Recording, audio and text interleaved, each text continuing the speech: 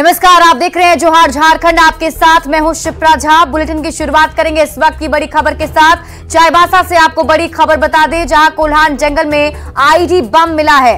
बताया जा रहा है कि 5-5 केजी के 3 आईडी बम बरामद किए गए हैं। बम निरोधक दस्ते ने बम को नष्ट कर दिया है। चिड़िया बेड़ा और पाटा तोरब में ये बम बरामद किए गए हैं। आईडी बम टोंटो थाना क्षेत्र में बरामद किया गया। बताया जा रहा है कि पुलिस का ऑपरेशन यहां पर चल रहा था, जिसके तहत ये 3 आईडी बम बरामद किए गए हैं। जानकारी के मुताबिक 5-5 केजी के 3 आईडी बम बरामद हुए हैं। बम निरोधक दस्ते ने इसे नष्ट कर दिया है। चिड़िया बेड़ा और पाटा तोरब से बम बरामद किया गया है।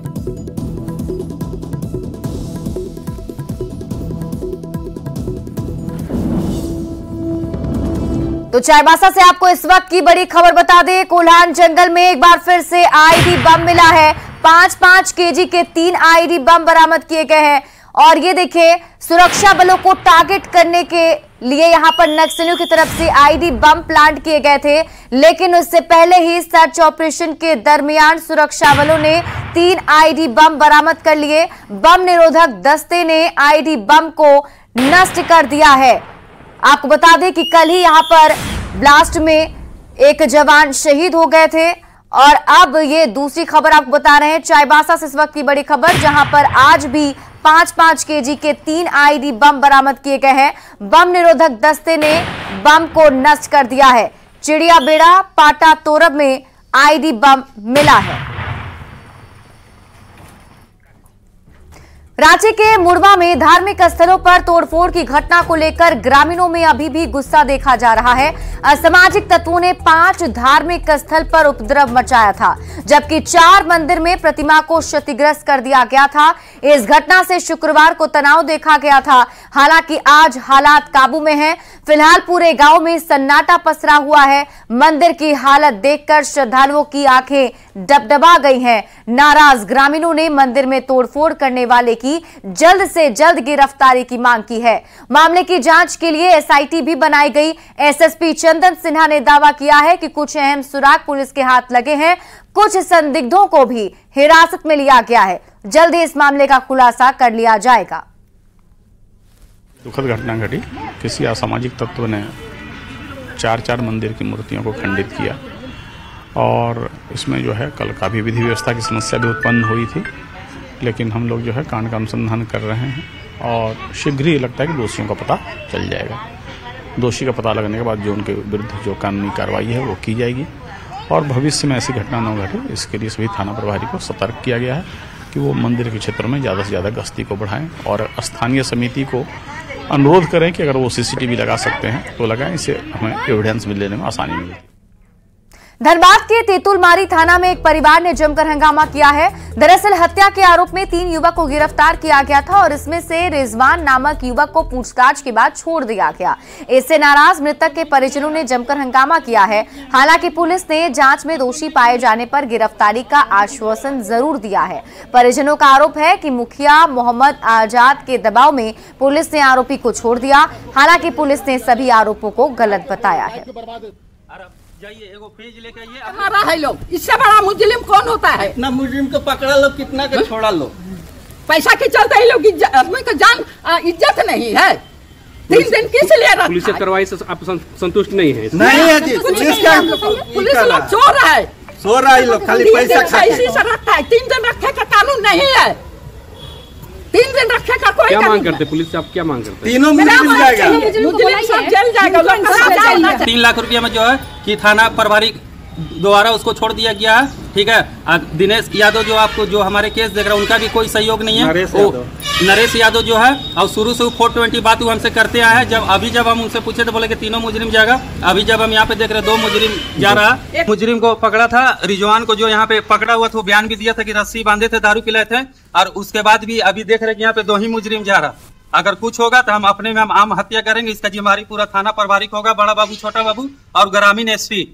25 दिन से हमको मजबूर करके रख दिया है। और इसमें बचाने वाला जो कि आजाद मुखिया उसको पूरा सपोर्ट कर रहा था और हमको बोल भी रहा था कि इस लड़का को जो है कि इसको माफ कर दो, जो भी है ये करने के लिए, पूरा हमको सपोर्ट करने के लिए हम लोग। तो फिर हम बोले कि सपोर्ट हम क्यों करेंगे, जब भी मेरा भाई को बांधा, रस्सी फंसाया, किया, दारू पिलाया, तो क्यों हम ये करेंगे। उसके बाद छोटा बाबू से भी जब बात हुआ था तो छोटा बाबू भी बताए थे कि वो मुजरिम है, वो हाथ पैर बांधा तय किया था, तो मुजरिम है, मुखिया जी नहीं बच पाएगा। और उसके बाद भी जो जमशेदपुर के कदमा में नील सरोवर घाट पर उस समय बवाल हो गया जब यहां छठ पर्व की तैयारी चल रही थी। झारखंड भाषा खतियान समिति और महतो समाज के सदस्य पारंपरिक हथियार के साथ पहुंच गए और छठ घाट की जमीन पर बैठकर हंगामा करने लगे। उनका कहना है कि जमीन सावित्री महतो के पति गणेश महतो के नाम पर है, पर स्वास्थ्य मंत्री बन्ना गुप्ता के समर्थकों ने उस पर जबरन कब्जा कर रखा है। कोर्ट में भी उनके पक्ष में फैसला आया, फिर भी उनकी जमीन पर अवैध कब्जा बरकरार है। हंगामा होने पर SDO Piyush Sinha police team के साथ मौके पर पहुंचे। इस दौरान प्रशासन और प्रदर्शनकारियों के बीच जोरदार बहस भी हुई।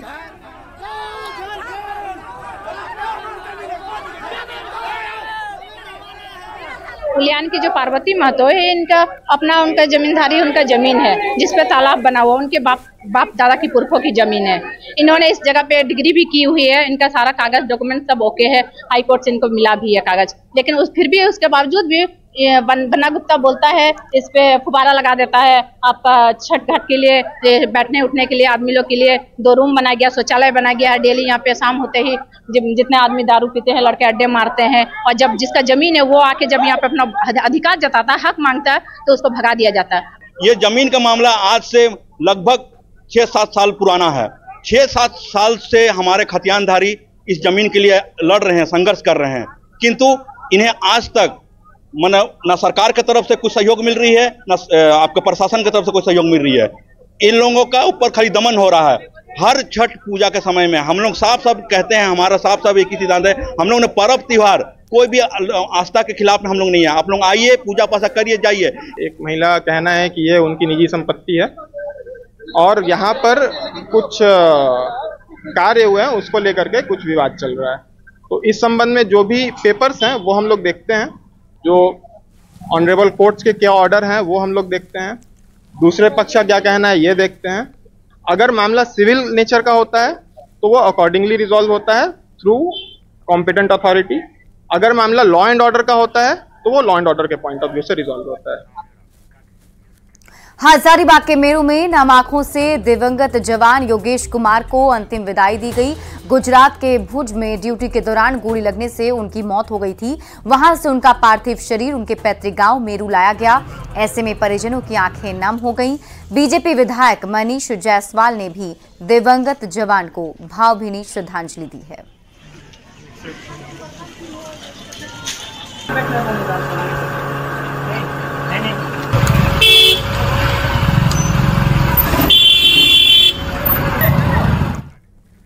धनबाद में पंडित जवाहरलाल नेहरू ने जिस बुधनी मांझी के हाथों पंचेत डैम का उद्घाटन साल 1959 में करवाया था, उनका लंबी बीमारी की वजह से पंचेत हिल अस्पताल में निधन हो गया।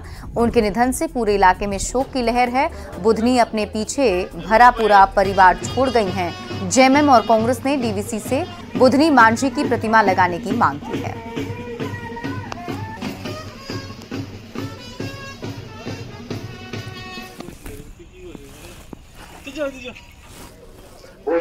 उस समय का प्रधानमंत्री जवाहरलाल नेहरू जी ने जब यहाँ पर उद्घाटन समारोह में आए थे पंचेत डैम का, तो उसने झारखंडी का सम्मान देते हुए बुधनी मेजन जी से उसका शुभारंभ कराने का काम किया। लेकिन ये दुर्भाग्य समझिए और सौभाग्य भी समझिए, एक प्रधानमंत्री जी ने हमारे झारखंड का एक बेटी को देके इसका शुभ उद्घाटन तो जरूर किया, लेकिन उसका फल बेचारी को लगातार लंबे समय से इसका भोगना पड़ा। मैं डीवीसी के पंचायत मैथन प्रबंधन से मांग करता हूं कि वह बुधनी मझियान की एक प्रतिमा पंचायत के मुख्य चौराहे पर अथवा प्रशासनिक भवन के समक्ष कहीं डीवीसी की जमीन पर स्थापित करे। ऐसा कर निसंदेह डीवीसी प्रबंधन पंचायत डैम के उद्घाटन के उस ऐतिहासिक तथ्य को, उस सच्चाई को पंडित जवाहरलाल नेहरू और बुधनी मध्याह्न के हाथों हुए उस सच्चाई को जीवंत बनाकर रख सकेगी।